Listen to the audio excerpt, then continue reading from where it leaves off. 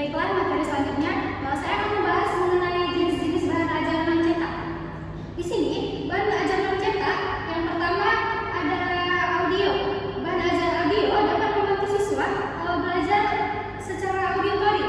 Contohnya seperti rekaman suara, podcast, dan video pembelajaran dan audio pembelajaran. Yang kedua ada video. Bahan ajar audio sangat efektif untuk menunjukkan prosedur atau eksperimen yang lebih sulit dijelaskan hanya dengan teks atau gambar. Contohnya di sini seperti video tutorial, rekaman eksperimen, dan film edukatif. Yang terakhir ada aplikasi digital. Di aplikasi digital ini mencakup perangkat pengguna seperti yang dirancang siswa untuk membantu siswa memudahkan proses pembelajaran. Ketiga bahan ajar tersebut ketika dilakukan dapat meningkatkan pembelajaran siswa agar pembelajaran siswa lebih fleksibel dan mudah dipahami. Selanjutnya akan dijelaskan oleh teman saya. Kemudian ada peran bahan ajar dalam pembelajaran. Nah, yang pertama itu adalah mempermudah guru, membantu dalam menyampaikan materi dengan lebih sistematis.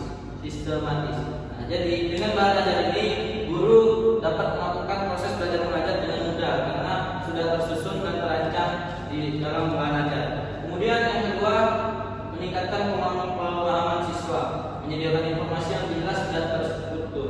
Jadi dengan ada bahan ajar ini siswa lebih mudah untuk belajar, untuk memahami apa yang akan dipelajari. Kemudian yang ketiga, menyesuaikan dengan gaya belajar, memenuhi kebutuhan siswa yang lebih suka membaca, mendengar atau praktik langsung. Jadi dengan bahan ajar ini siswa dapat lebih mudah karena mereka tahu apa yang akan mereka lakukan. Kemudian yang keempat adalah meningkatkan motivasi, menjadikan pembelajaran lebih menyenangkan dan interaktif.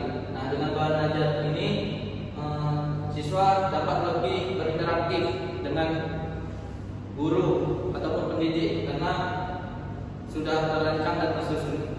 Demikian, begitu. Baik, selanjutnya